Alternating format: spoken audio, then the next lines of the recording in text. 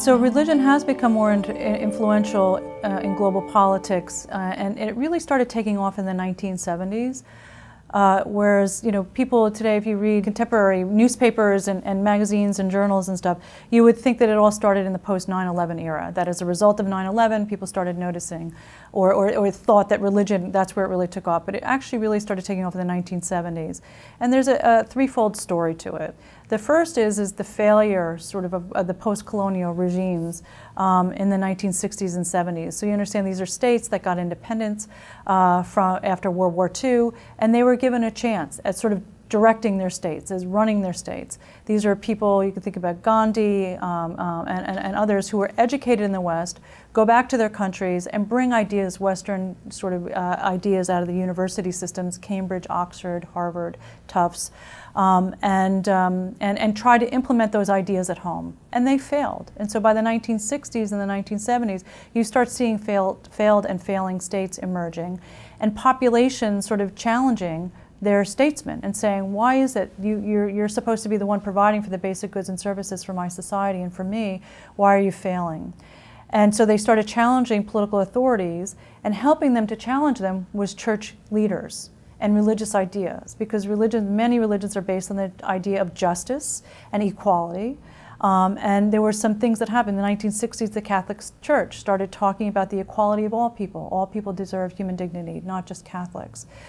And so religious actors were there with some ideas, and they were also not fully delegitimated in the way in which mainstream secular political actors were. And so they helped to propel sort of a set of ideas and a set of activities that challenged states. So it was sort of the collapse of the modernization theory that this was all going to lead to good, the end of poverty, end of disease, end of war. It didn't. And religious actors were there to be able to capitalize on that, to help. They were there to help. Both clergy and bishops, but also lay people who were part of different churches. And this is across different faith traditions. It's just not the Catholic and Christian faith tradition, but also within the Muslim community. Shia were reinterpreting what it meant to be Shia among Muslims, that they needed to be more politically active.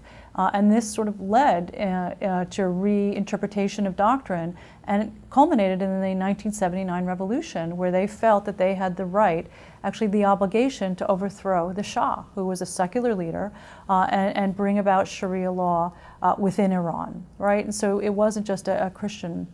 So that was one, was the failure of modernization, and religious actors there to be able to help the people who were struggling and suffering within these societies under autocratic regimes.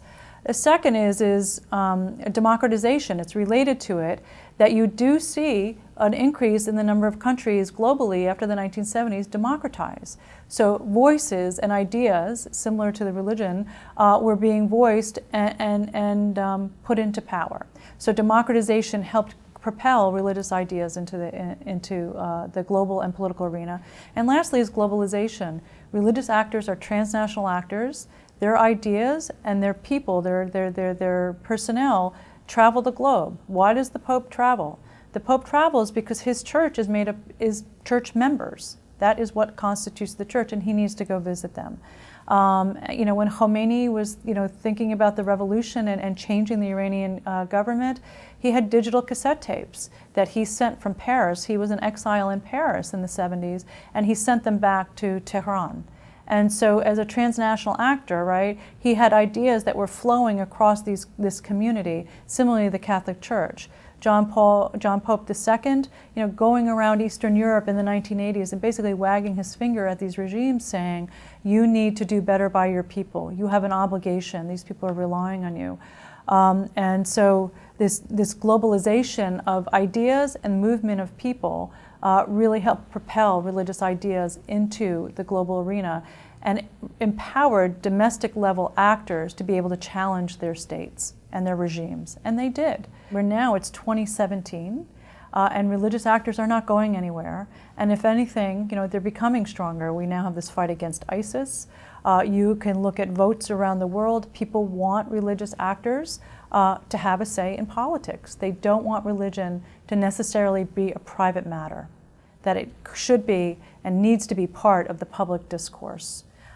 This is a change. This is a big change from where we were in the 1960s and 70s, where the idea was secularism, separating religion from the public space, the public square. You were not allowed to, and this was a global phenomenon. I mean, you can think about the Eastern Bloc. They were atheistic regimes. They cut religion out of the entire system, but then with the end of the Cold War, it came back. And so orthodoxy is now married again with the Russian state.